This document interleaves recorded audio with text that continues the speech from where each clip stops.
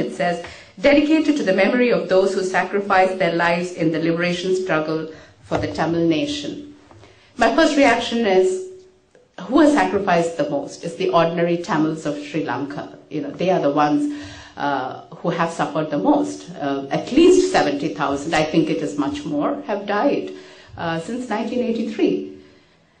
And then you ask yourself, this is a journalist, always asking questions to yourself and to others, but which is the one organization that has suffered the most, who has sacrificed the most in the pursuit of this Tamil nation? It is the LTTE. There's no other organization has sacrificed so many of their cadres as the LTTE has. So, as you know, the Sri Lankan politics is highly polarized, and the Tamil politics is also highly polarized. You're either pro-LTTE or you're anti-LTTE. So when it's written like this, my skepticism says, okay, so maybe this is a pro-LTTE book. So let me turn around and see how many references to Prabhakaran there is in this book. So I turn around to the index, and then guess how many references to Prabhakaran there is? One. There is one reference to Prabhakaran. So then I'm intrigued, and I said, okay, what is this one reference to Prabhakaran? And with your permission, can I quote that incident you mentioned in the book? It is right at the end of the book. Remember, this book starts from 300 BC and it goes down to 2080, and now we're in 2008. So it is the very last reference before he comes to his conclusion. And it is Dr. Gunasingam recounts an incident when he met with a very famous TULF leader, Shiva Chidambaram, who I knew very well, a very learned and distinguished man. So Dr. Gunasingam meets him in Madras, in Chennai, and asks him two questions. One, what do you think of Prabhakaran, given the fact that he was forced to live in exile in Chennai? He had to leave the Tamil areas and live in Chennai because of the LTT. They had threatened him, and so he had to live as an exile in Chennai. So his question was, what do you think of Prabhakaran? And the second question was, how long do you think it will take for the LTT to achieve their political goal of Tamilida? And Shiva Chidambaram, he quotes, is silent for a few minutes, and then with tears in his eyes, he recounts. He says, talking about Prabhakaran, he says, this is one Tamil leadership that nobody can buy.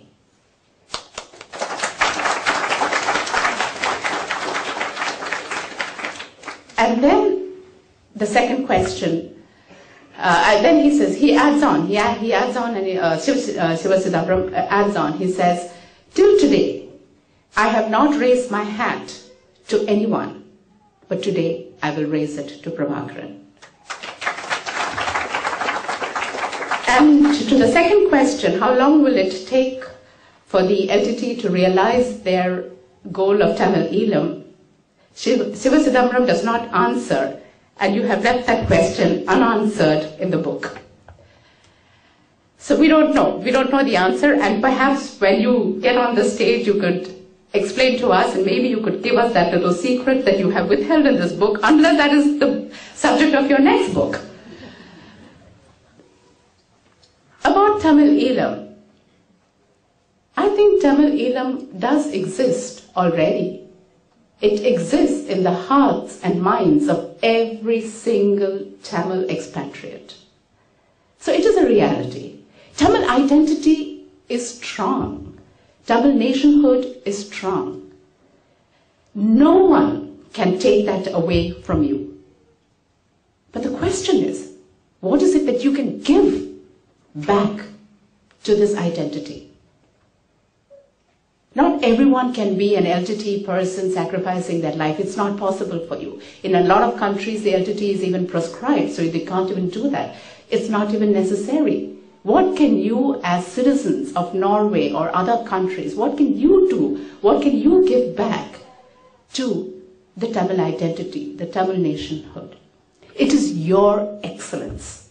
Whatever you do, whatever branch, whatever field you are in, it is to bring that quality of excellence into that field. It is to bring professionalism. It is to bring scholarship, as this book has done. That is your greatest contribution. As the Jews, for instance, who were extraordinarily accomplished in different fields, in whichever countries they were, whether it was arts, science, music, medicine, whatever it is, they were the ones who were excelling in that. The tragedy of Sri Lanka has been that the tragedy of the Tamils in Sri Lanka has been that since 1983, a large number of Tamils had to leave Sri Lanka because it was so unsafe to be a Tamil in Sri Lanka. So they had to leave their country. So there is today a missing generation, a lost generation, my generation. They were all in their 20s when they left, probably. People who are now in their 50s and 60s. For them, it was a matter of survival. They were running. It was a question of saving their lives, saving their families. But today, their children are growing up in stable, open democracies in Norway, in UK, in United States, in Australia, and other parts of Europe. These children are leading a much more secure life than their parents or their grandparents did. And they have valuable tools with them. They are enrolled in good universities. They can bring this quality of excellence. Time has come for this generation to rise and show what they're capable of, what history has shown what the Tamils are capable of. And here Dr. Gunasinghe makes a couple of references here that unfortunately the Tamils have not paid enough attention to historical research. The Sinhalese have. They have spent a lot of time and effort doing this, and they also have a lot of funding to do this. The Tamils have not been able to do this for a variety of reasons. First of all, in a conflict situation, you do not have the luxury to indulge in research and history. You're trying to survive. Secondly, there is another aspect that perhaps the Tamils are more interested in things like medicine and engineering and do not attach enough prestige and value to things like social sciences, humanities, history. What I would like to say to you is, if your children want to do history and subjects like humanities, please encourage them. Because as this book shows, there is a whole area of research regarding the Sri Lankan Tamil history that is begging for research. Dr. Gunasinghe himself had to travel all over the place. He had to go to United States, he had to go to UK, he had to go to Netherlands, he had to go to Portugal, he had to go to India to do the research for this book. But today the Tamil diaspora is in all these countries. And it is a much needed requirement today as part of what you can give back to your nationhood, to your identity, to encourage children to get into these disciplines. Today you have invaluable tools to conduct research.